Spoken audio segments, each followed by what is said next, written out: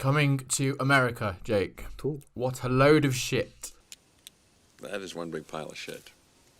We have completely different opinions. I don't know how. Did you watch the same movie as me? Did you accidentally watch the first one? I wish I did, but no, but it wasn't as bad as you think. I am bad, and that's good. All right, okay. It was pretty bad. I pair this up with two other films. Bill and Ted 3 and Bad Boys 3. This was a solid middle ground. It was nowhere near as bad as Bad Boys. And it was like Bill and Ted. It was funny. It didn't take itself seriously. Yes, not everything hit, but it wasn't that bad. Parts were amusing. I am not saying this is a great film. An 8 on IMDb. No, this is like a 6. But it was an enjoyable 6. Was it? Yes. I did enjoy some of it. Not a lot of it, but I enjoyed a bit of it. I don't get how. Like, James Earl Jones is amazing in this. Yeah, I love to see Darth Vader, but you say he's amazing in it. Doesn't really do a lot. He's not really in it. The dude is 88. I guess they're right. Senior citizens, although slow and dangerous behind the wheel, can still serve a purpose. Nice to see him, but does he add anything to the movie apart from dying at the start and setting up Akeem to be the king? So yes, I think he does have a significant role in the film, and he has a batshit funeral. Yeah, that's pretty cool. Do you want me to go through? I'd be down for that. I want a funeral like that. What, where you're still alive and staring at everyone and then just die? Yeah, when I die, make sure you do that for me. Kill you. As much as I hate this movie, I want that funeral. Do you want my first note before you start? Oh yes, I do. What is this? They got egg McMuffins. We got egg McStuffins. I see they got the Big Mac. I got the Big Mick. I loved it, man. It's just so I mean, the film didn't take itself too seriously. I think it's an enjoyable film, like a dumb film you can just switch your brain off and enjoy. I did, like, halfway through, I was like, okay, let me just switch off my brain, and then realize it's a dumb family movie. And then I was thinking, yeah, it's a family movie, but the whole premise of the movie is that he gets date raped. How is that a family premise? No, stop. Think of the children. It's called Coming to America. They spend 10 minutes in America. They go to America twice, so it's coming twice. Yeah, for like 10 minutes. Oh, is that way? Okay. Are you a virgin? Yeah, not since I was 10. It all makes sense. You're a virgin. I am... Shut up. One of those movies where I think if I was in it, I would be having a ball of a time. Yeah. I just think watching it, most of it's not that funny. Oh God, yeah. Maybe I'm in the minority. No. A lot of it isn't that funny. Like I'm saying, a lot of the jokes didn't hit, but I still found it entertaining. Well, no, I think you went into this expecting a good film. Yeah, I normally do. Why? Thing is, the first one's a good movie. Oh yeah. The first one is class, and this isn't. So that's why I was saying that. There were a few things of this film that I'm like, can you do this? Is the barber scene Politically incorrect. I don't know. I was probably least offended by that. Oh no, yeah. I don't think I got offended at any of the jokes. No, of course not. Well, I say jokes. So you got offended at the film as a whole. What do you know from funny, you bastard? Okay, so the funeral bit. The funeral was batshit weird, but it gave me 2 cup. It gave you salt and pepper. That's cool. That's class. I don't mind that. Yeah. But then it gave me Gladys Knight and the Pips. Now, I don't know if you know this, but I'm a huge fan of Gladys Knight and the Pips. My friend was working at a concert and she was playing, and I snuck in to watch her. That's how cool I am. I sneak into Gladys Knight and the fucking Pips concerts. So that's how the movie won you over. That's what it is, you know. I think that's what it is. I think I even wrote, the film is done from now. Okay. Oh shit, Gladys Knight and the Pips. The film is worth it. Shut up and take my money. Midnight Train to Georgia. Damn right. I do get what you're saying, because there's a bit later on towards the end where some music segment, I'll say, won me over. But we can get to that. I think I know. You probably know what I mean. Oh, I definitely know. Wesley Snipes, I thought was great in this. Yeah. He was just having a laugh, being batshit crazy. So I mean, there was I think everyone was enjoying themselves. No, there was no bad role in this. Eddie Murphy a bit actually sometimes. Yeah, I suppose. I think Eddie Murphy was probably the weakest actor in this. Would you say he's the main character or the kid? That's a very good point. I'd say it's Eddie's story still. Eddie's the main character. The first story is about him finding himself, and the second story is about him re-finding himself through his son. So it's the same movie again. I mean, there are a lot. It's not of really a complex. sequel though. It's more of a remake for modern audiences. No, I don't think. I mean, It treads like very similar themes. We are going back to America. I think it's just paying homage because like this was coming to America was a huge cultural thing. Zamunda was Wakanda before Wakanda. Coming to America, the original Coming to America is the very first movie in the history of movies that has an all-black cast that was successful all around the world. So I think I see this as just like paying homage to it, kind of. Do you get what I mean? Maybe I'm just looking at this film too softly. I'm just letting it a really easy ride. I think there's probably like a happy medium. I think I'm on one side and you're on the other. Yeah. But I guess that's why this works. The Yeah, thing is, I can watch a dumb movie. Can you? You hated Ghost Riders. Yeah. Like I previously said in those movies, there's a fine line between like bad good and just this is not well made. Like, put me in front of the Room any day of the week and I'm there for Oh, it. I can't wait until we do The Room. I can't fucking wait. You are tearing me apart, Lisa! Let us go on to the facts and the theories of this. It's time for the facts. For the facts, and the facts this week will be done by Bois. So, I will go through. Did you know that this film was released 33 years after the original? I did know this because it's part of my theory. A little random thing. Eddie Murphy, when he's being the king in the sequel, is 58. James Earl Jones, when he was the king in the original, was 58.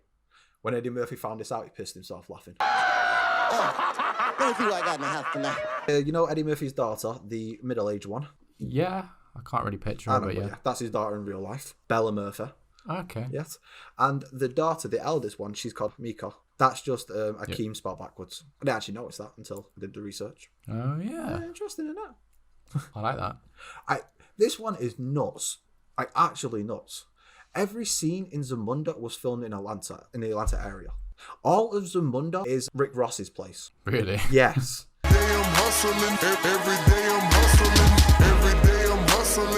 Zamunda Castle is Rick Ross's house. The Zamunda, egg territory, where they always go out hunting the lions, that's the fucker's back garden. Really? Yeah. Like, what the fuck, man? So they just used his house for everything. And they custom built the 60-seater, the big table in the main hall. They left it to him for a nice little thank you present. Oh, and the wallpaper that they put up, he really liked, so they asked him to leave it up for him. But yeah, an entire nation, one guy's house. Yeah, he's a king, basically. Yeah, legit is. Who got the most money?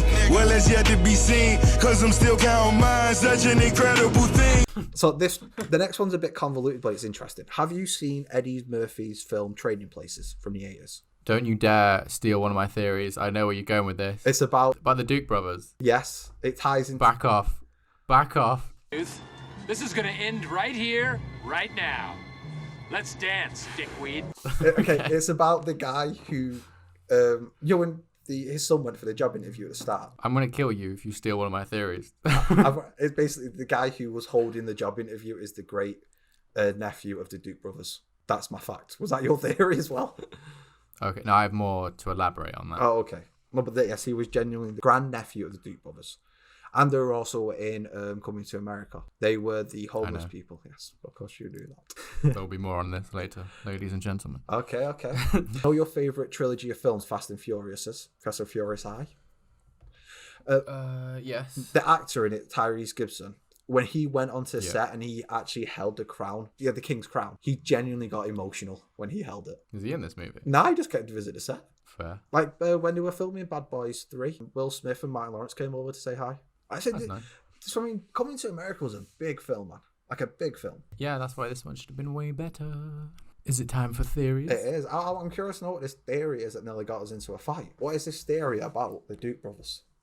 Right, I can start on the Duke brothers then. Yeah. So, as you mentioned, Coming to America and Trading Places are connected via the Duke brothers. Yes. So, Trading Places takes place before Coming to America, technically. I mean, they're not really connected because obviously Eddie Murphy's in both of them. But for the sake of the Duke brothers, it takes place before Coming to America.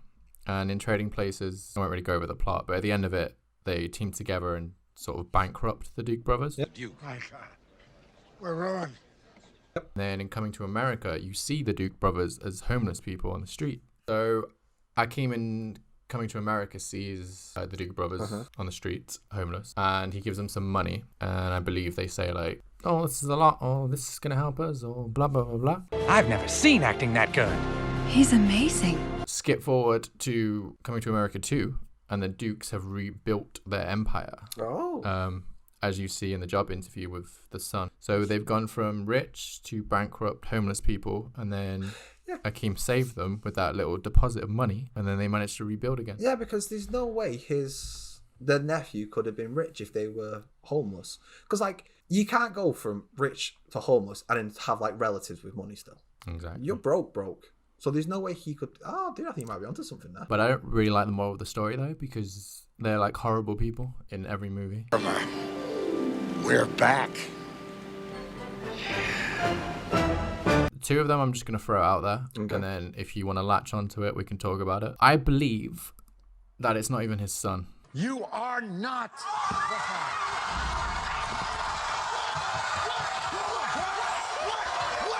What? Do you think it was just they just had sex and she got pregnant by someone else? Yes. We didn't see any DNA test, and the mother herself admits that she a hoe. She a hoe. You never come home at night because you're out romancing. I don't think they're related. Zumanda is a neighboring country of Wakanda. Oh. Because they mentioned Wakanda in the movie. Wakanda. Wakanda forever! Oh, okay. And you could be like, just a movie in the universe? Nah. Wakanda's right next to it. Yeah.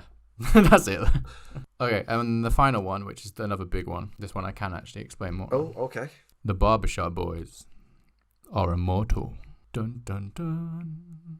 Well, as you previously mentioned, the time difference is 33 years. Yes. So they were already really old at the end of the first movie. Yeah. And then fast forward to Coming to America, they're still alive. They do look a bit older, but realistically, they should look way older.